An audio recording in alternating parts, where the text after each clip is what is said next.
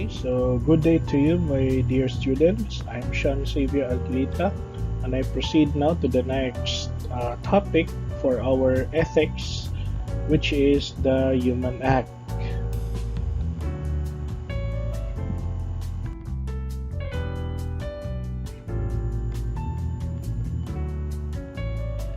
Okay, so in this first lesson, the human acts, there are eight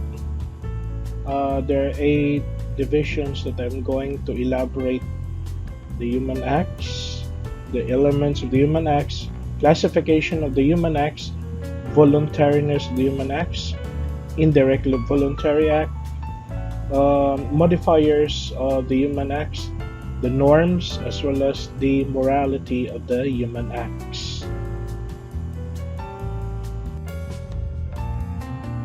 Okay, so what is a human act?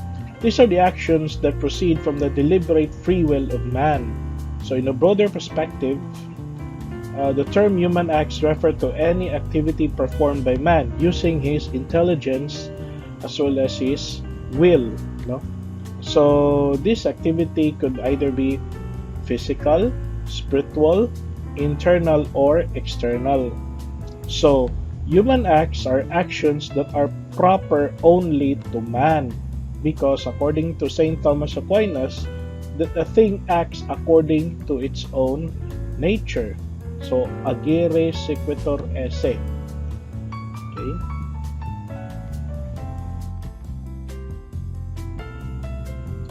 So what are the three elements of the human acts? The first thing is knowledge. So the human act is done with knowledge. So with consciousness, knowledge, as well as your reason. No? Doing an act with knowledge makes an act deliberate. So in Tagalog, sinasadya or tinuyuan. In other words, the agent has intellectual knowledge of the act. The second one is the freedom, or shall I say the will. So the human act is done with freedom. An act done with freedom means an agent does an act according to his own will. So kabubuton. And the last one is voluntariness. Of the three elements, it is voluntariness that requires the presence of the two other constituents, knowledge and freedom. No?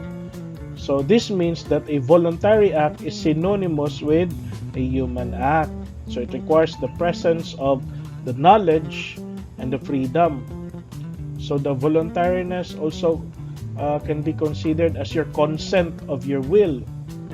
So in an agent, because for the agent to will, he must have the knowledge for what the act is, and he must also have the freedom to perform or not to perform of the act.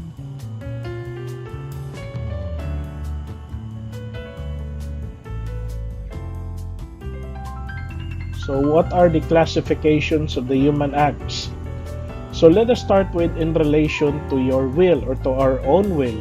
So there are two kinds of acts in relation to our own will.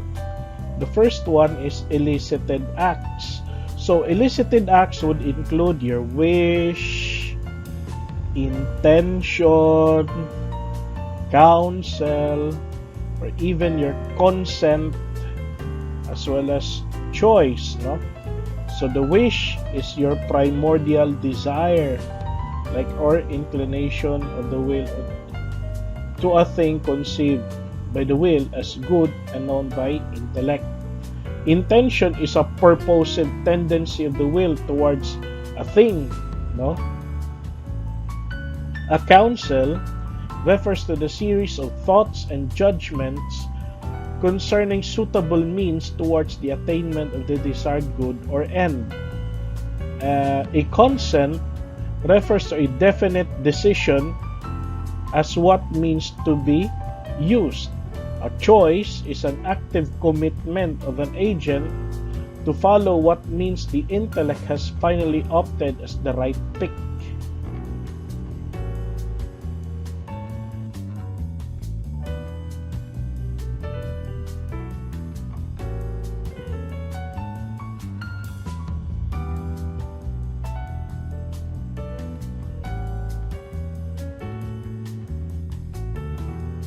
Okay. The next one is the command. So it refers to the active interplay between intellect and the will. And last one is the fruition. No, it refers to the actual attainment of the desired good. So this means that the will is enjoying because it possesses satisfaction since it achieved that it willed. So in relation to will, I've already done with the elicited acts. The next one is the commanded acts. So when we say commanded acts, there are three, no? Either the acts are internal, so done by man by way of his internal mental powers, no? External acts that are affected by bodily powers of man. So it uses your movement, your body, under your command of your will. And lastly, mixed acts. So actions that include the use of bodily as well as your mental capacity or mental ability or powers.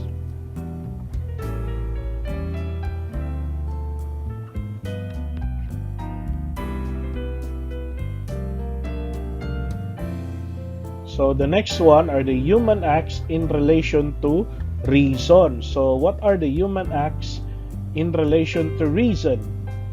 So good acts are those actions done by man in harmony with the dictates of the right reason. Evil acts is a contradiction to the good acts, no? That done by man in contradiction to the dictates of the right reason. And lastly, indifferent acts are those that are neither good nor evil.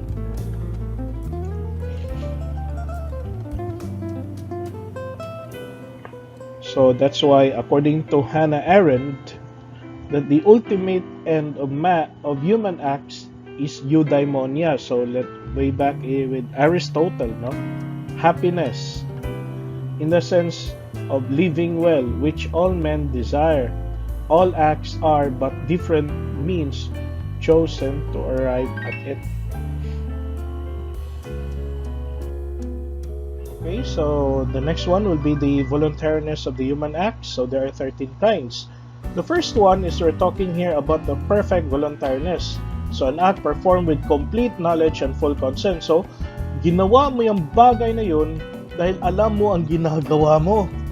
For example, when you play a basketball, I want to shoot this ball, no? And when I shoot this ball and then you shoot the 3 points, you earn 3-point shots. That is a perfect voluntariness dahil ginawa mo yan because you have the full knowledge and full consciousness of what you do. The second one is what we call it imperfect voluntariness. So opposite of perfect voluntariness, which consists that, for example, may saltik ako sa utak. So, which is opposite of, let's go back, which is opposite of perfect voluntariness, no? Either hindi full ang knowledge mo or hindi full ang consent mo. That is why, as I've said before, for example, may saltik ako sa utak, kaya pinatay ko to. Ano pa yun? Hindi mo alam ang ginagawa ko. Ginawa ko to pero hindi ko alam ang ginagawa ko. Nakapatay ako ng tao. The best another example here is the example of Lisa Soberano. Nakikipag-zoom sa Gabriela party in which she didn't know that that group, Gabriela, is a recruitment arm of the CPP-NPA, no? And that is something in which she didn't know, no? So that is imperfect voluntariness. Okay, the next one is simple voluntariness, no? It refers to a degree of voluntariness which is present in a human act performed. So, ginawa mo lang isang bagay as long as that you do an action whether you like it or not. No? So that is simple voluntariness. The next one is conditional voluntariness, which is present in the agent's wish to do something other than which he is actually doing, but doing with repugnance or dislike. Okay, so conditional voluntariness, which is present in the agent's wish to do something other than which he is actually doing, but doing with repugnance or dislike. So in other words, yung yung simple na may ginagawa ka, pero given the choice, wala kang gagawin kundi magreklamo, wala ka nang magagawa kundi magreklamo or mag-sour graping and the like.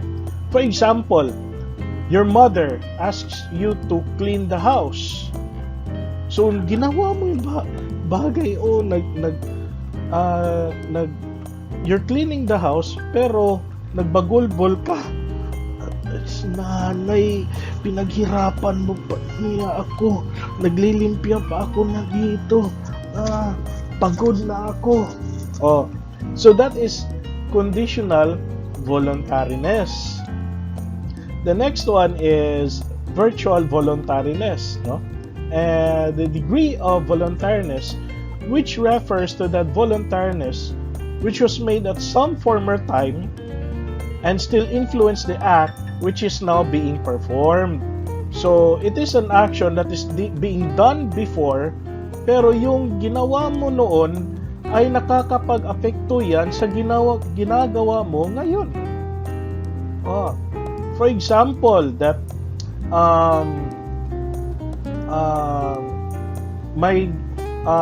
for example na I'm driving a car. I'm driving a car. Pagkatapos I overspeed. Pagkatapos yan, when I overspeed a car, nakabundol ako. Nakabundol ako ng isang kotse din.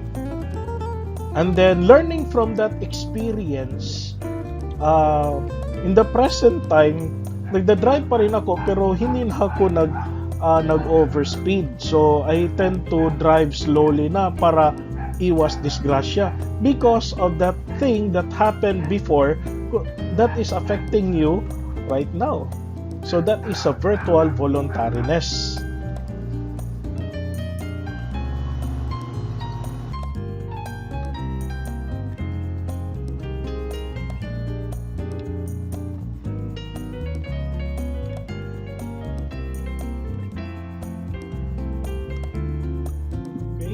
So the next one is habitual voluntariness.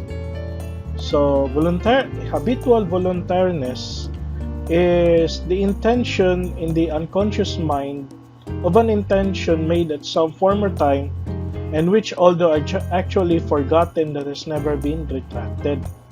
So is that you repetitively do that action. It's a repetition, no?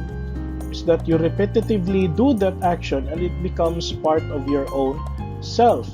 So it's habitual voluntariness.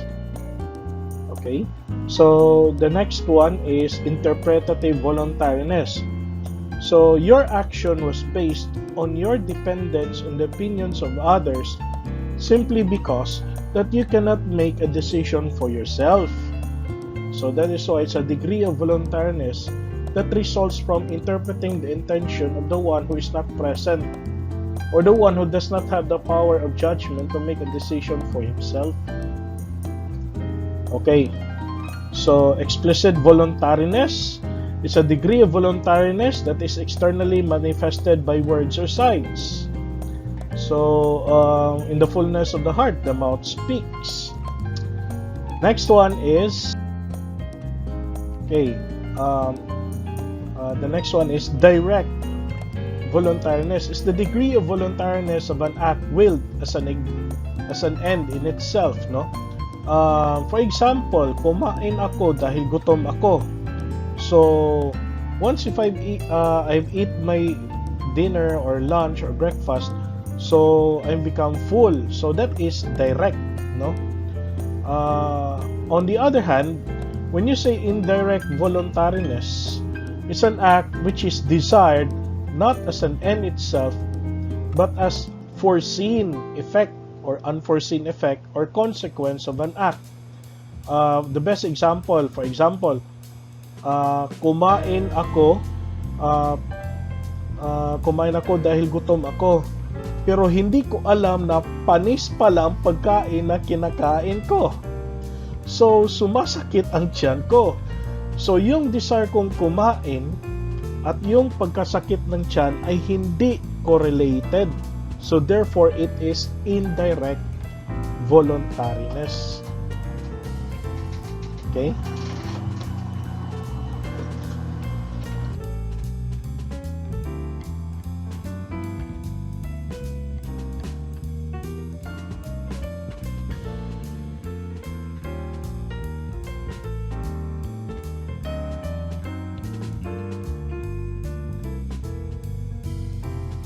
Okay, so the next one is positive voluntariness. So, an act of doing or committing. So, it is an act of commission. So, yung bagay na ginagawa mo talaga. So, positive.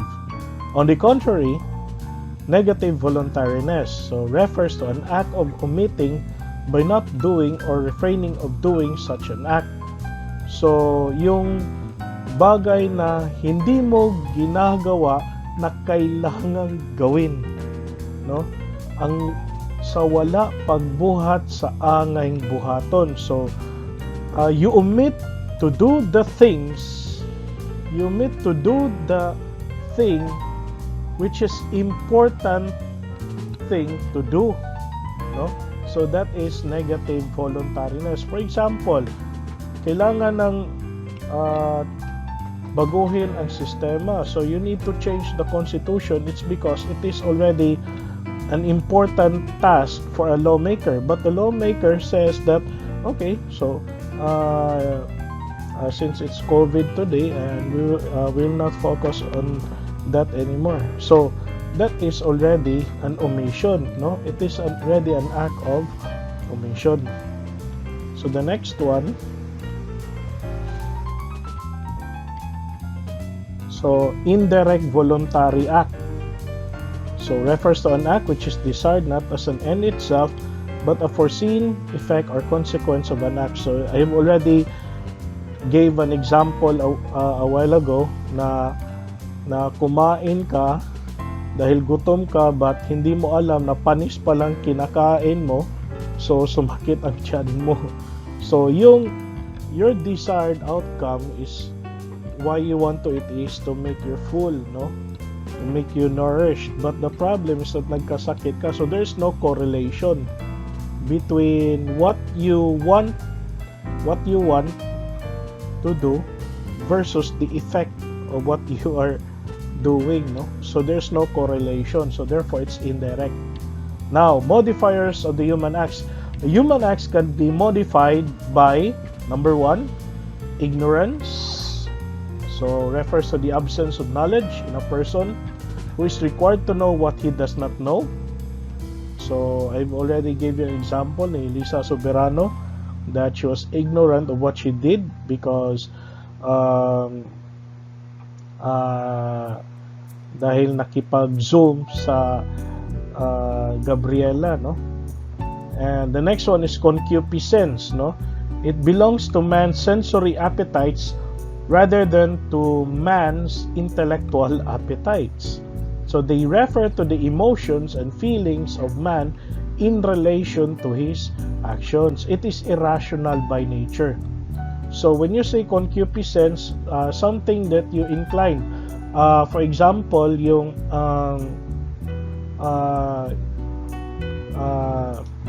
nakipag-break up ka sa girlfriend mo or boyfriend mo, and then you tend to cry. So the act of crying is based on your concupiscence, no? So sensory appetites. For example, yung gutom ka. So gutom ka na talaga. So it's a So you need to eat, no? You need to eat the delicious food. So therefore, that is their appetites, no? So that is concupiscence. Okay. The first one that I gave was an emotion, no? So yung nakipag-break up siya, then you tend to cry. That's an emotion, no? And on the other hand, when you say sensory appetites, that when you say sensory appetites, dahil gutom ka na, so you tend to eat. So that is a concupiscence. The next one is fear. You know already what is fear. So it's an emotion that apprehends impending evil and manifests itself in the desire to get away, avoid, or escape as far as possible from the impending threat. Okay.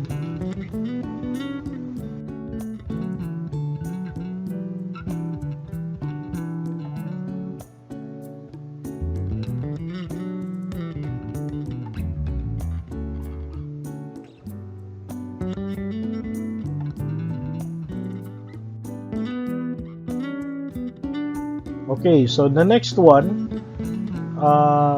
the modifier of human acts is through violence, no?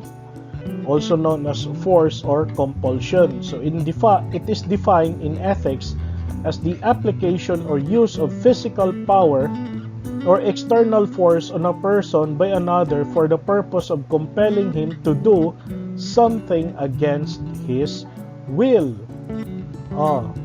So for example, a robber, there's a robbery in a bank. So as a policeman, in order to neutralize the situation, you need to point your gun to him. Police ni, tapa.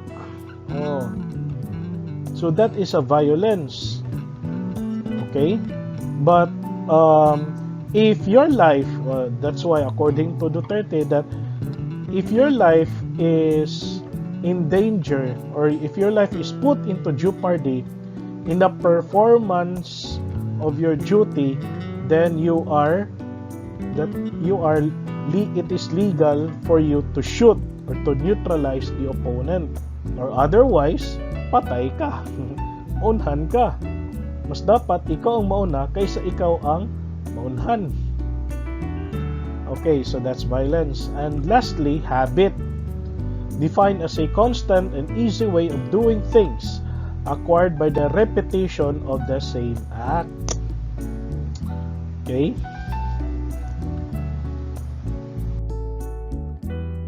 Next one is the norms of the human acts. So norms there are two, which is the law and the conscience. So the law, as defined by Saint Thomas Aquinas, refers to the ordinance of reason promulgated for the common good by the one who is in charge of community or society. So it is rational. There's a reason why the law is promulgated, and it is promulgated, it is ratified, it is approved, and the purpose of that is for the common good, and the one who ratified that is the one who is in charge of the community or the society. So that is the definition of the law. The next one is the conscience, from the Latin cum alia scientia, which means the individual man's application of knowledge or acting with knowledge, no? So literally is acting with knowledge. It is a connecting link between law and individual acts. It is applicable both to the act per se and the consequence of the act. So in itself, it is referred to as the judgment of morality. So goodness or badness of acts or about to be done. This is why conscience is defined properly as an act of the practical judgment of reason, deciding upon the individual's actions as good and to be performed, or as an evil to be avoided. So if the act is in itself good, so your conscience would say, okay, so you've done something good, no? And if your act is evil, so your conscience would say that that thing must be avoided.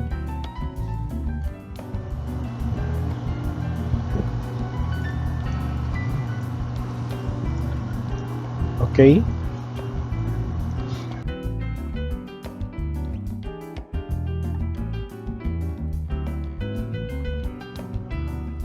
So, what are the classifications of law? So, the first one is from the standpoint of the legislator. So, it could either be divine law, which is authored by God, or the human law, which is authored by man. So, in chapter 1, that is what we call it as a statute. So, based on the legislation of man. Next one is from the standpoint of duration, no? When you say eternal law, it refers to God's divine plan for all things and to God's direction in all things for their proper order, purpose, or end. So, an eternal law is permanent, no? It cannot be changed since God is the author of this law. The next one is the temporal law. So when you say temporal, temporary, it is not permanent. It can be changed through time. Since the temporal law is promulgated by man, and all laws, particularly the civil laws, are temporal in nature.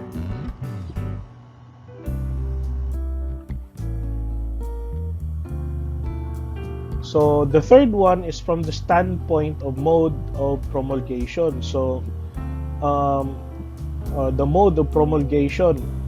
So the first one is the natural law. The 1 and 2 are just the same, no? So natural law is the eternal law as apprehended or understood by human reason, no? So God has made us in His image and likeness, and God gave us His laws. God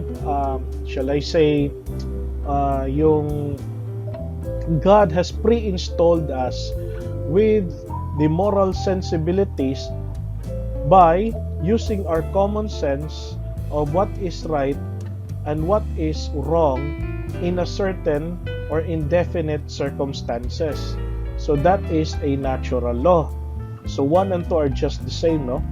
So refers to that which is concerned with directing man's actions and give the rules of right and wrong of what man should do and what man should not do in view of his final goal. The next one is the human positive laws, no? So the ordinance of reason derived from natural law. So the human positive laws there are two, either ecclesiastical, so the church law. So in your church, there's always a rules and regulations. There's always a law in a church. So what are the laws inside your church? No? For the Roman Catholics, we have the Code of Canon Law. No? In some other churches, they also have that. The civil laws. So when you say civil laws, these are the political laws of the land, no? Particularly, for example, Constitution, that is an example of a civil law. The next one is the divine positive laws, the laws that are promulgated by special command of God. Okay?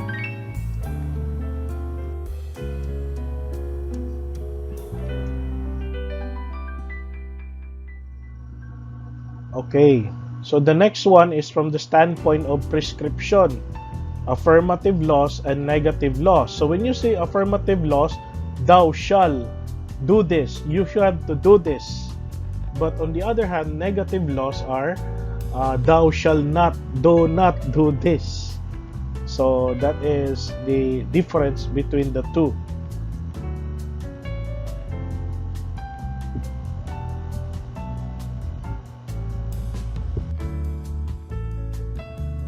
Okay, so classifications of conscience, no? So our conscience, actually guys, Your conscience and my conscience are different. No? So the first one is antecedent conscience. So it is a judgment before an action is done. So its main functions are to command, to advise, to forbid, or to permit. What does it mean here? Antecedent conscience. So someone that is prohibiting you from doing it.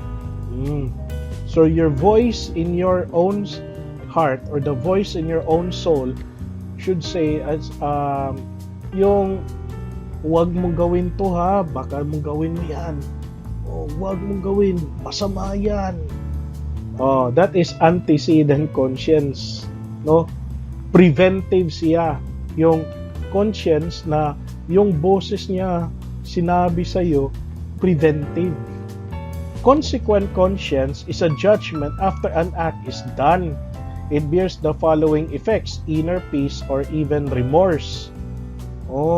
Yung after yung pagkatapos yung ginawa mo isang bagay, your conscience should say, "Alaka, bakit mo yung ginawa yan? Ginawa mo yan, masama yan."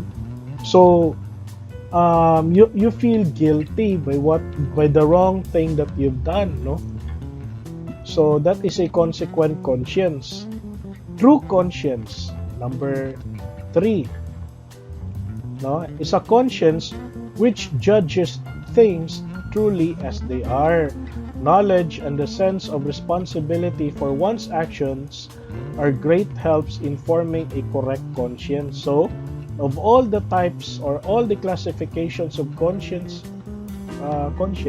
number 3 is the type of conscience that we must follow.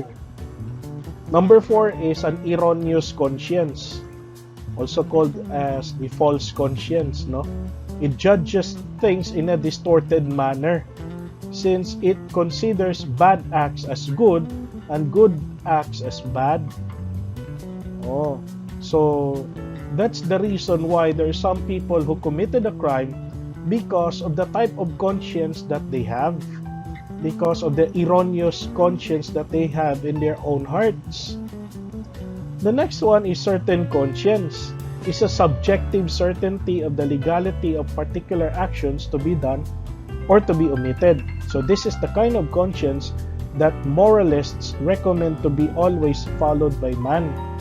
So for the moralist, this is the type of conscience. But for me, true conscience is, it's that thing that we have to. But in general, number 3 and number 5 should be followed, no? Because when you say certain conscience, sigurado siya, sure ball siya, sure siya, no? So the next one is so the next one is the doubtful conscience, no? So a doubtful conscience happens when a person is not certain about a moral judgment. So the moralists recommend that this kind of conscience should not be followed unless the doubt has been resolved. So itong klaseng na conscience na to ay palaging nagdududa. Duda siya ng duda. Or hindi siya sigurado. Or hindi siya sure. So this is the type of a doubtful conscience. The next one is the scrupulous conscience. When you say scrupulous conscience, from the word scruple means fear. Itong type na konsyensya na ito ay palaging takot na takot. Is one which sees wrong when there is none.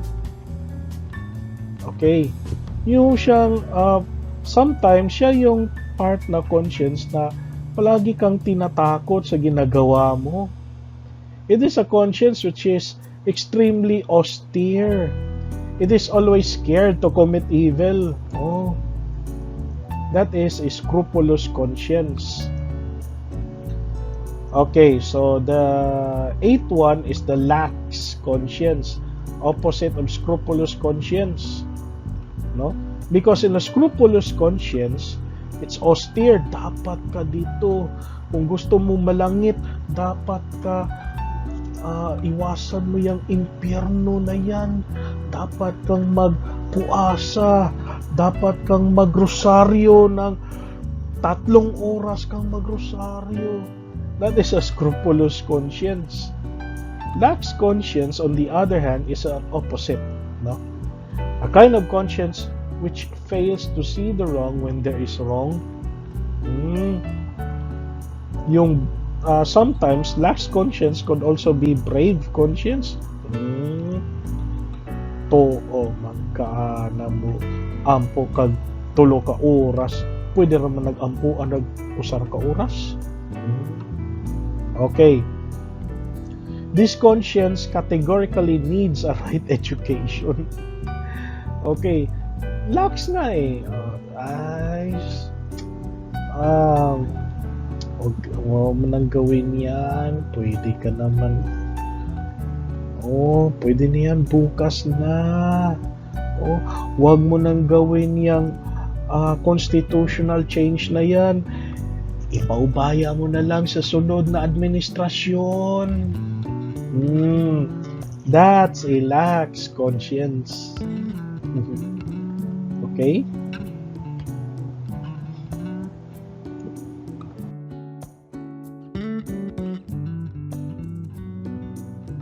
Okay, so the morality of the human acts. So to treat the morality of human acts requires a presentation of the norms and determinants or sources of morality. So let us deal with the norms first, then the determinants. So the norms of morality could either be the eternal law of God and the human reason in a context of conscience. So we have already explained that one. The next one are the determinants of morality. So it's meant that the factors that link human acts to with their norms.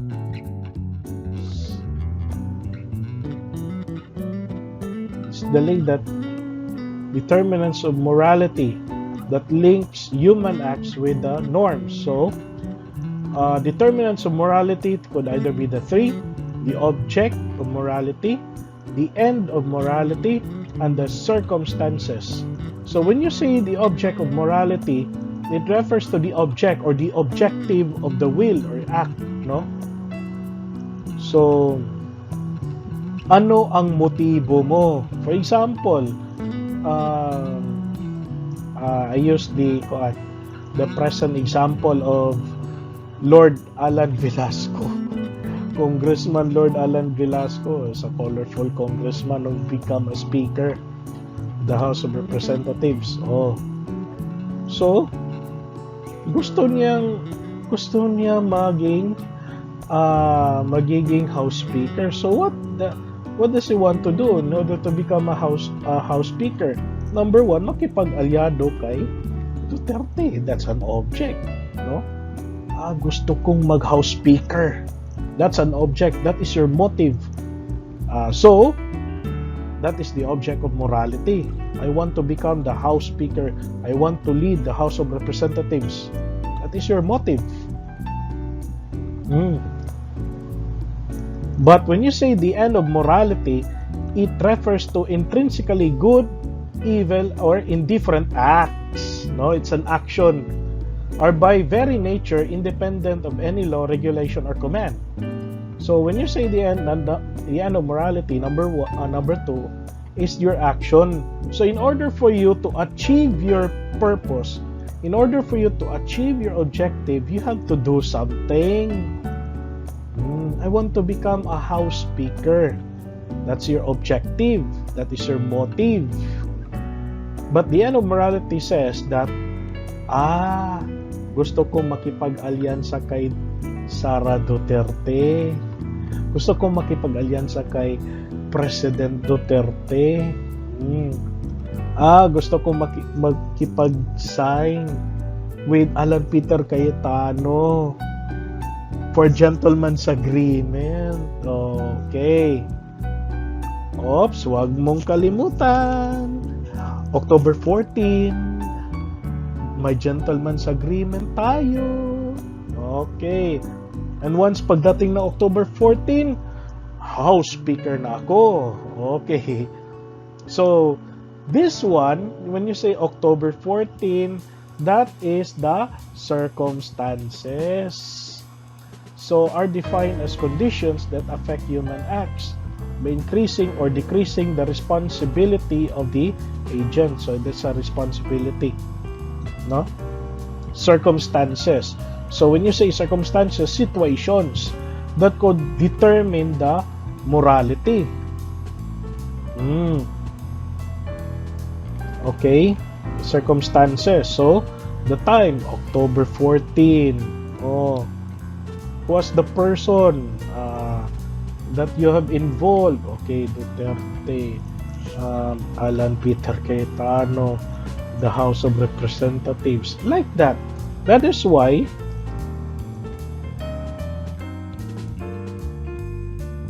on this slide, the circumstances. There are there are 7 elements to determine the situation. Who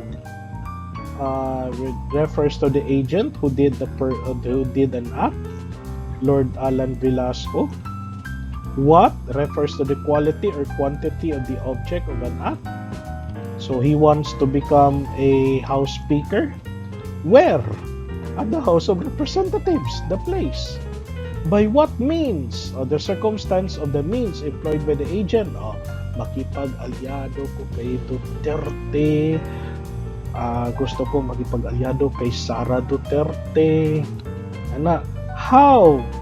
Gentleman's agreement. When? The circumstances of time. So, the gentleman's agreement was signed last year and to be done. Okay, gusto niyang gawin, dapat may palabra de honor din tayo. Dapat House Speaker na ako by October 14.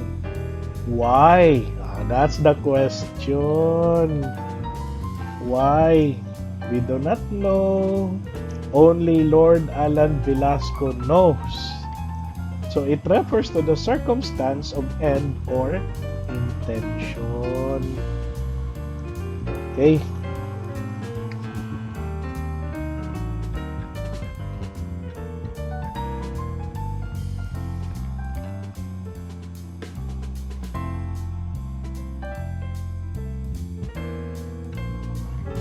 So let us proceed now to the moral theory. So a theory is a structured set of statements used to explain or predict a set of facts or concepts. No? So a moral theory then explains why certain action is wrong or why we ought to act in a certain ways. In short, it is a theory of how we determine right and wrong conduct. Okay. So let us go first with the consequentialism. So consequentialism is a moral theory in which the morality, the moral judgment is based on the consequences. No? So if the consequences or the effect or the consequence is right, then what you did, or therefore the morality of your actions is good. That is, if the result or the consequence is bad, therefore the morality of your actions is wrong. So for example, Robin Hood, so he intends to steal the money from the church as well as from the government.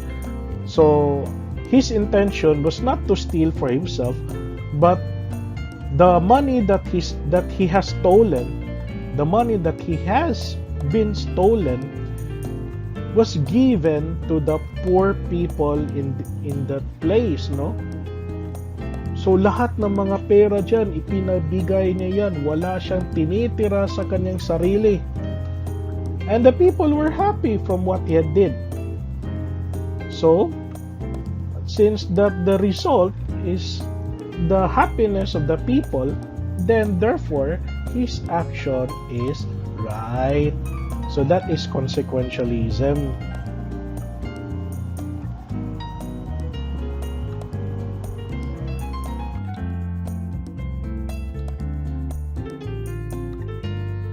Okay, the next one is moral subjectivism. From the word subject, no, that the rightness and wrongness of such an action is determined by himself, the self, the subject. So whatever he thinks, whatever he feels is right. Whatever he feels is wrong is wrong. That is moral subjectivism. Okay, so what are the different types of moral subjectivism? Simple subjectivism is a view that ethical statements reflect sentiments, personal preferences, and feelings. So that's what I've already said. But on the other hand, individualist subjectivism is a view originally put forward by Protagoras, that there are as many distinct scales of good and evil as there are individuals in the world. So man is the measure of all things. Kumbaga. Next is ethical relativism. So everything is relative. There's neither right nor wrong. So morality is relative. What is good for you may not be good for me, but what is good for me may not be good for you. So that is ethical relativism.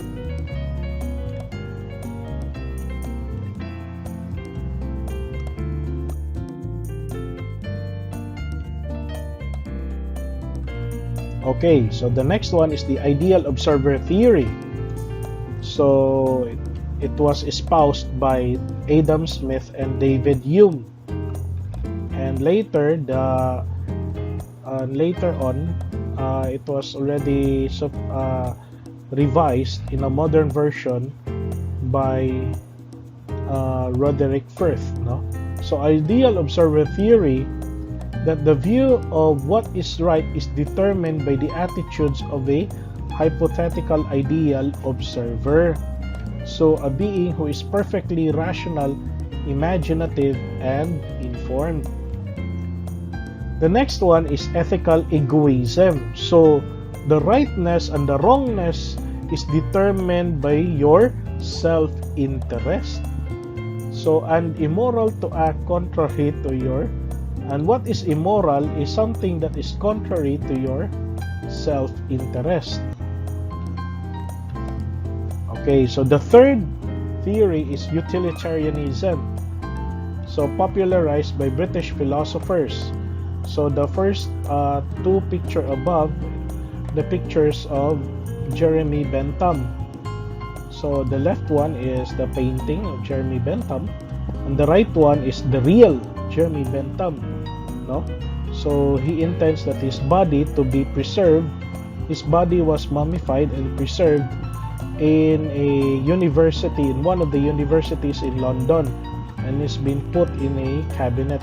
So that is Jeremy Bentham. No? And the other one, picture below, is John Stuart Mill. So it is a theory, no, for the greatest happiness, for the greatest number. So whatever you do, you're going to choose a thing that would benefit for the greatest happiness, for the greater good, for the greater number of people.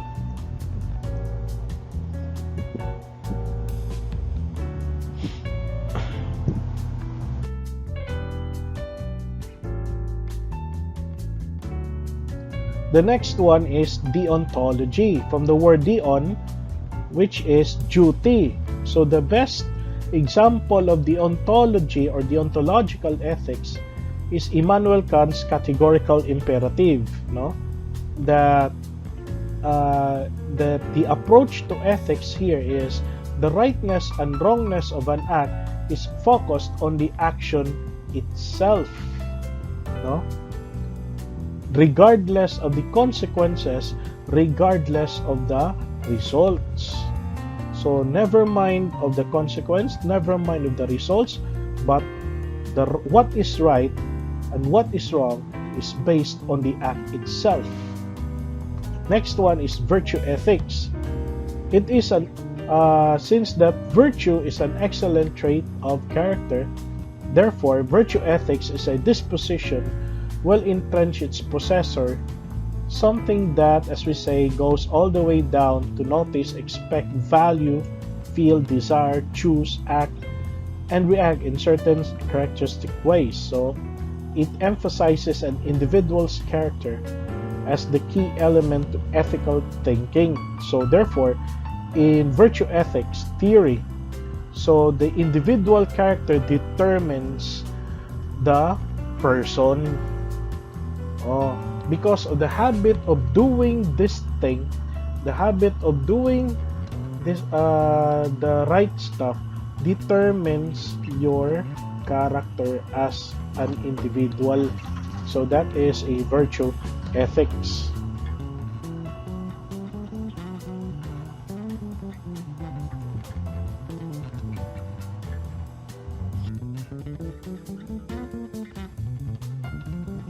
The next one is axiology, from the word axios, which means worthy.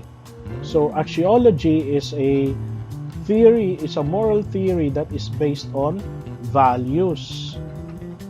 Number 7 is a natural law. So I've already discussed that one a while ago. That in natural law, God has pre-installed us with the moral sensibilities. Now, it is based already on our common sense. Natural law says that it is already on the common sense would determine the situation as right or wrong. So man knows that there are acts that are ontologically good and evil. So natural moral law refers to that which is concerned with directing man's actions. Okay, next one is the divine command theory. So a divine command theory says that the view that morality is somehow dependent upon God, and that moral obligation consists in the obedience of God's commandments. So that is a divine command theory. So for example, the Ten Commandments. So these are the Ten Commandments. Thou shalt not kill, thou shalt not steal. So all of us are ought to follow this because this is what God has commanded us to do. So that is a divine command theory.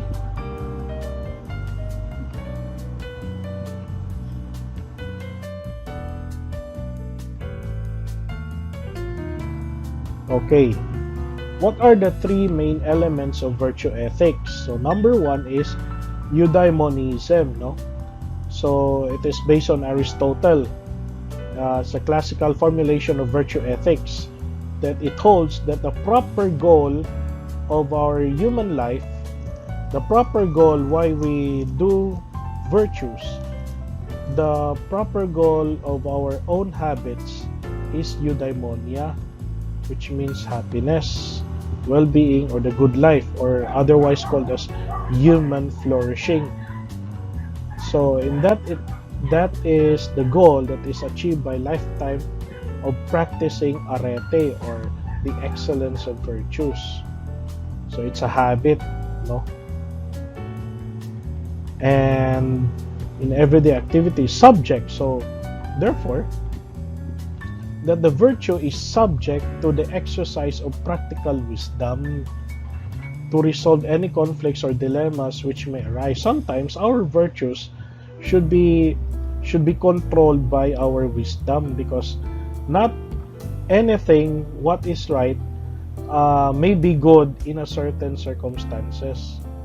So in the next chapter, I will be going to discuss about the virtue theory of Aristotle, because the next chapter is talking about the early philosophers. Number 2 is ethics of care. So the woman here was a laptop, the name, a philosopher in the name of Annette Bayer. no? And was motivated by the idea that men think in masculine terms such as justice and autonomy, whereas women think in feminine terms such as caring.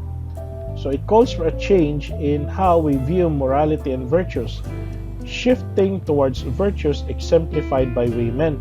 So what are the virtues that are exemplified by women? So the taking care of others, patience, ability to nurture, self-sacrifice, like that. So therefore, for Annette Bayer, care or the taking care of others is the higher or the highest virtue according to her. Next one is agent-based theories. It's developed by Michael Sloat, the picture below. No? He is Michael Sloat.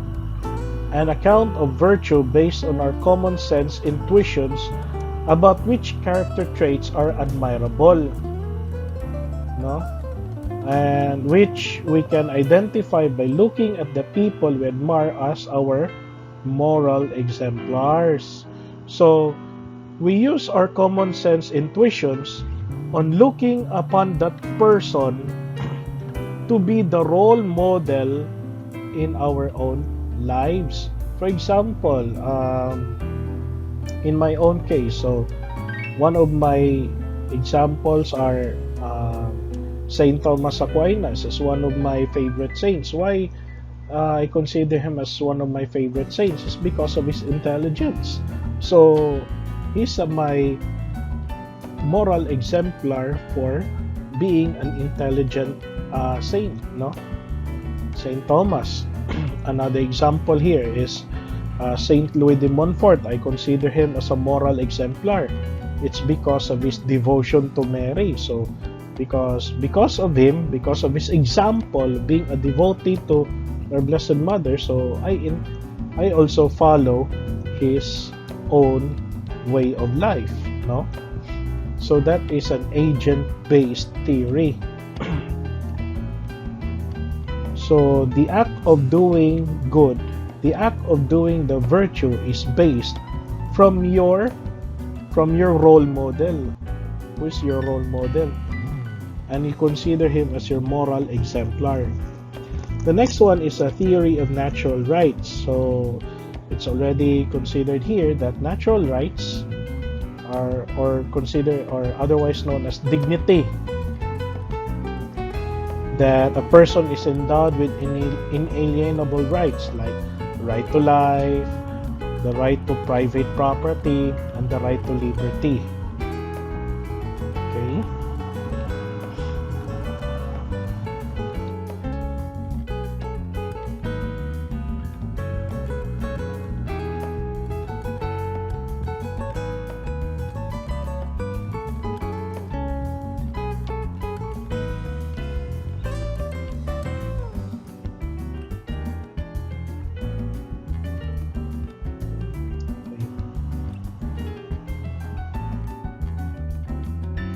That's all.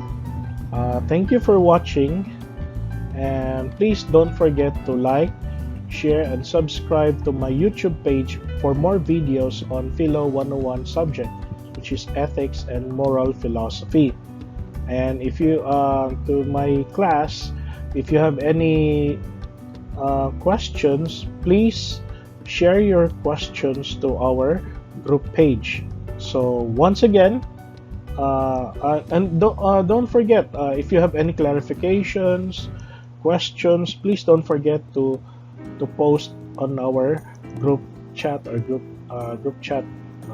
Once again, so this is Sean Xavier Alquilita, Master of Philosophy from University of San Carlos.